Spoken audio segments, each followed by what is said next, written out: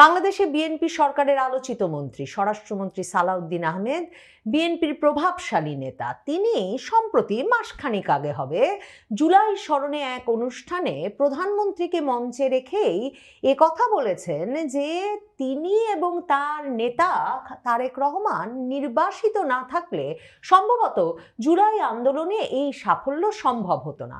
এবং তিনি তারপর বলেছেন যে পর্দার পেছনের আসল কথা হচ্ছে এই যে তিনি ভারতের শিলংয়ে বসে আর তারেক রহমান লন্ডনে বসে নিজেরা এই দুজন মিলেই আসলে পুরো জুলাই আন্দোলনটা পরিচালনা করেছেন এবং তারা রাতের পর রাত না ঘুমিয়ে ওইভাবে আন্দোলনটা পরিচালনা করাতেই শেষ পর্যন্ত শেখ হাসিনা সরকারের পতন ঘটানো গেছে।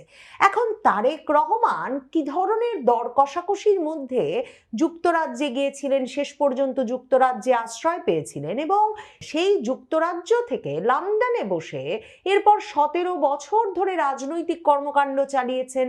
তার দলের পদে পদোন্নতি হয়েছে, মানে দেশ ছাড়ার আগে 2008 সালের 11ই সেপ্টেম্বর যখন দেশ ছাড়েন এবং তাদের মন্ত্রী মওদুদ আহমেদের কারাগারে কেমন ছিলাম বইয়ে যেমন আছে, সম্প্রতি তারেক রহমানের ঘনিষ্ঠ সম্পাদক মানবজমিন সম্পাদক মতিউর রহমান চৌধুরী তার পত্রিকাতেও লিখেছেন যে একটা রাজনীতি ছাড়ার প্রতিশ্রুতিপত্র দিয়ে তারেক রহমানকে সে সময় দেশ ছাড়তে হয়েছিল। তিনি দেশ ছাড়ার আগে সিনিয়র যুগ্ম মহাসচিব পদ থেকে পদত্যাগ করে যুক্তরাজ্যে পৌঁছেছিলেন, কিন্তু এরপরেই কিন্তু সেখান থেকে তিনি পুরো হাসিনা আমল জুড়ে, শেখ হাসিনার পুরো শাসন আমল জুড়ে তিনি ভার্চুয়ালি দলের সঙ্গে যোগাযোগ রেখেছেন, নেতাকর্মী সমর্থকদের সঙ্গে কথা বলেছেন, স্থায়ী কমিটির সভা পরিচালনা করেছেন, সিনিয়র যুগ্ম মহাসচিব থেকে সিনিয়র ভাইস চেয়ারম্যান হয়েছেন, ভারপ্রাপ্ত চেয়ারম্যান হয়েছেন এবং দলের মনোনয়ন থেকে শুরু করে, মানে 2018 নির্বাচনের মনোনয়ন থেকে শুরু করে আসলে সকল সিদ্ধান্তের কেন্দ্র হয়ে উঠেছিল লন্ডন। কিন্তু এই যে সালাউদ্দিন আহমেদ ভারতের শিলংয়ের কথা বললেন, শিলংয়ে যে সালাউদ্দিন আহমেদ কিভাবে পৌঁছেছেন সেটা এখনো একটা বিস্ময়। জামায়াতে ইসলামী জাতীয় নাগরিক পার্টি প্রায়শই প্রশ্ন তোলেন যে কিভাবে সেখানে পৌঁছে তিনি শিলংয়ের বিলাসবহুল এক গেস্ট হাউস, সানরাইজ গেস্ট হাউসে তারপর প্রায় দীর্ঘ 8-9 বছর কাটিয়ে দিলেন এবং নিরাপদে থাকলেন, শেখ হাসিনা সরকারের কাছ থেকে নিরাপদ দূরত্বে থেকে রাজনৈতিক কর্মকাণ্ড পরিচালনা করলেন, সে এক বিস্ময় বটে। কিন্তু প্রশ্ন হচ্ছে সালাউদ্দিন আহমেদ ভারতে ছিলেন, এখন তিনি বলছেন নির্বাসনে ছিলেন। শেখ হাসিনাকে তো ভারত সরকার ঘোষণা দিয়েই বলছে যে বাংলাদেশ সরকারের অনুরোধে তারা 2024 সালের 5ই আগস্ট শেখ হাসিনাকে রাষ্ট্রীয় অতিথি হিসেবে তার প্রাণের ঝুঁকির কথা বিবেচনা করে গ্রহণ করেছিল এবং এখন পর্যন্ত তিনি সে মর্যাদাতেই আছেন। কিন্তু সালাউদ্দিন আহমেদ কি স্ট্যাটাসে ছিলেন? তার বিরুদ্ধে একটা অবৈধ অনুপ্রবেশের মামলাও কিন্তু হয়েছিল, কিন্তু সেই মামলাটি 2023 সালে তার মিটমাট হয়ে যায়। এরপরে শেখ হাসিনা সরকার এমনকি সালাউদ্দিন আহমেদকে ট্রাভেল ডকুমেন্ট পর্যন্ত দেয় দেশে ফিরে আসার, অথচ সালাউদ্দিন আহমেদ দেশে ফেরেন না, তিনি ওখানে বসে ভারতের শিলংয়ে বসে রাজনৈতিক কর্মকাণ্ড পরিচালনা করতে থাকেন এবং এখন তিনি বলছেন যে ভাগ্যিস, মানে এই নির্বাসন ছাড়া কিছুতেই এমন সুচারুরূপে তারা শেখ হাসিনা সরকারের পতন ঘটাতে পারতেন না।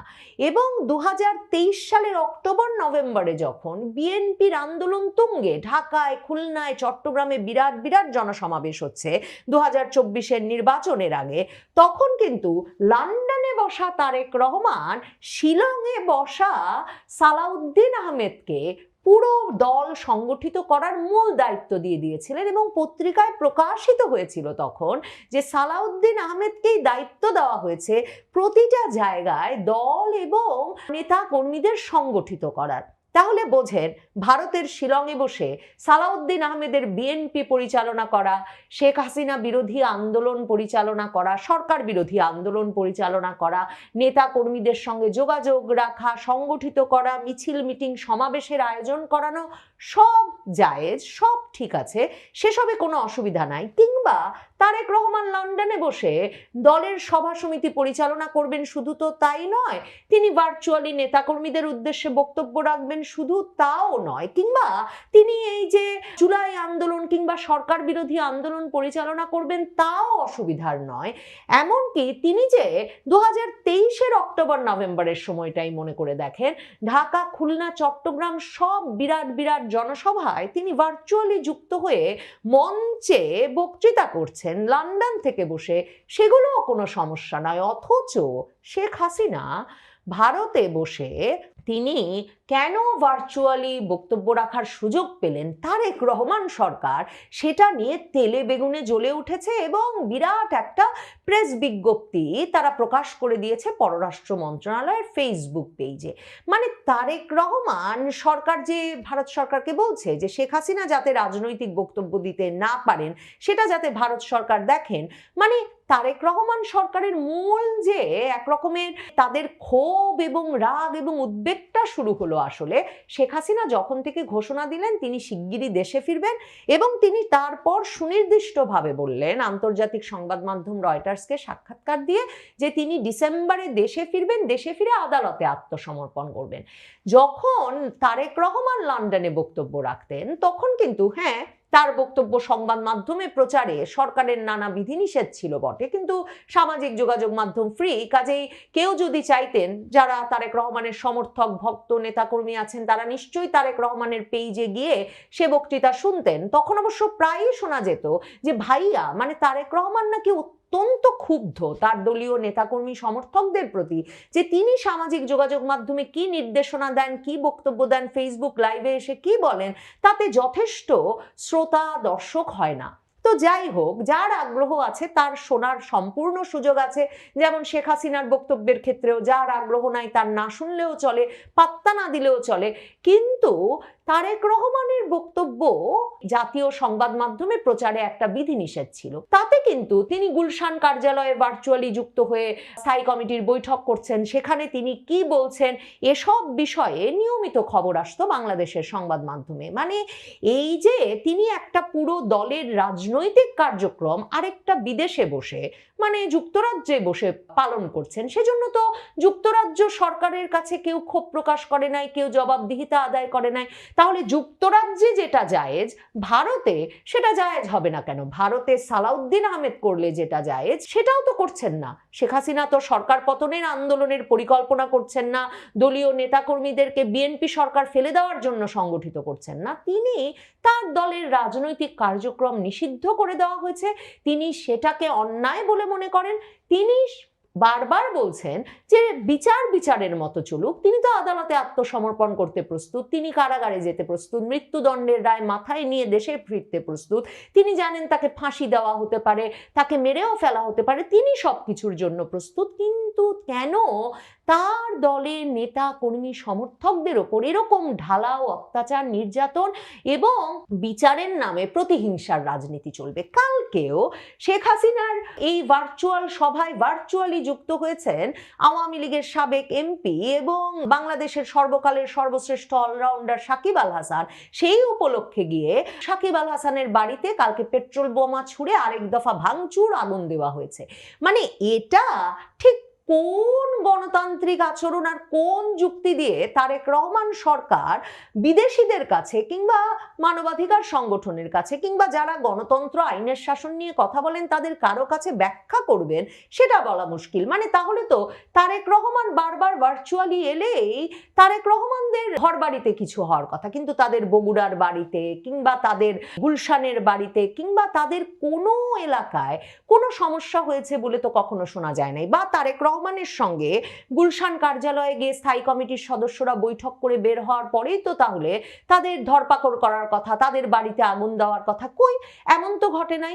দেখেন, তারেক রহমান অপরাধী ছিলেন না, শেখ হাসিনা অপরাধী, কাজেই শেখ হাসিনাকে কথা বলতে দেওয়া হবে না, এমন একটা বয়ান যখন চালু করার চেষ্টা হয় তখন সত্যি মনে পড়ে যে 2008 সালে কি ভয়াবহ পরিস্থিতিতে হুইল চেয়ারে চেপে ব্যথায় একদম কুকড়ে যাওয়া মুখ নিয়ে স্ত্রী কন্যা নিয়ে কোনো রকমে দেশ ছেড়েছিলেন আজকের প্রধানমন্ত্রী তারেক রহমান।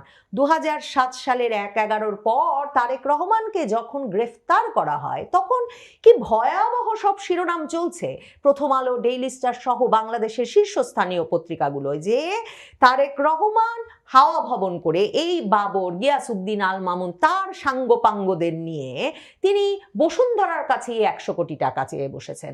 তারপর খবর বের হচ্ছে খালেদা জিয়াও জানতেন তিনি কার কাছে কত টাকা চেয়েছেন। শুধু কি তাই, বাংলাদেশের পত্রিকাগুলোই তারেক রহমান সম্পর্কে এসব লিখছিল।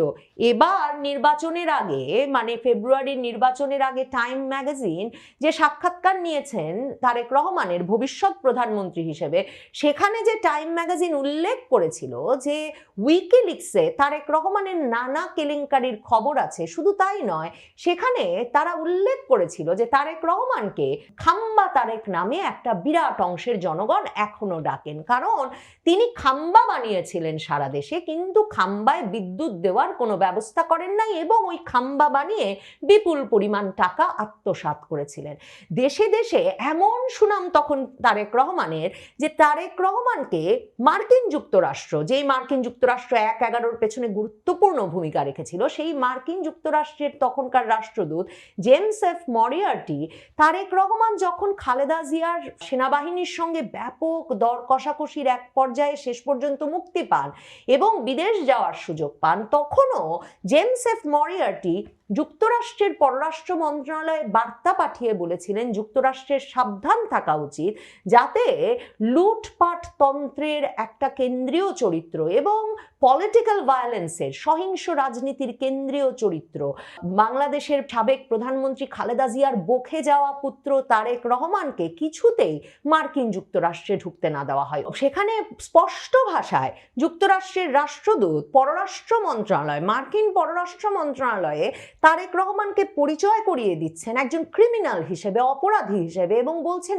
Notorious and widely feared son of former prime minister Khaleda Zia. Khaleda জিয়ার কুখ্যাত, সবার কাছে ভীতিকর এই পুত্র যখন তখন তার কাছ থেকে ঘুষ নেন এবং তিনি রাষ্ট্রীয় সন্ত্রাসবাদেরও একটা কেন্দ্রীয় চরিত্র হয়ে উঠে মার্কিন যুক্তরাষ্ট্রের আদর্শ ও নীতি পরিপন্থী একজন সরকারের প্রভাবশালী ব্যক্তি হিসেবে গড়ে উঠেছেন, এসব বর্ণনা স্পষ্ট ভাষায় মার্কিন রাষ্ট্রদূত সেই 2008-7 সালে মার্কিন পররাষ্ট্র মন্ত্রণালয়কে জানিয়ে রেখেছে। এগুলো আপনারা এখনো খুঁজলে পাবেন। কাজেই কে যে কার চোখে অপরাধী, কখন কে অপরাধী, সেটা যে বলা মুশকিল। তারেক রহমান তো জানেন, তারেক রহমান জানেন কি ধরনের অপরাধের সঙ্গে তিনি যুক্ত ছিলেন বলে আন্তর্জাতিকভাবে তিনি অভিযুক্ত হয়েছিলেন।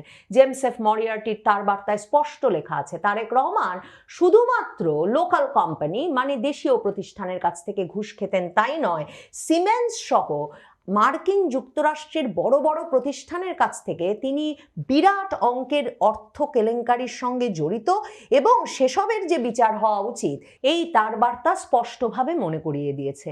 এমন পরিস্থিতিতে রাজনীতিতে আর কোনোদিন থাকবেন না সেই মুচলেকা দিয়ে যাওয়া তারেক রহমানকে শেষ পর্যন্ত কিন্তু বিএনপির দায়িত্বের একেবারে কেন্দ্রীয় চরিত্র হিসেবেই সক্রিয় থাকতে হয়েছে পুরো 17 বছর ধরে, এবং তিনি থেকেছেন। এবং কখনো বাংলাদেশ সরকার যুক্তরাজ্য সরকারের কাছে এজন্য জবাবদিহিতা দাবি করে নাই।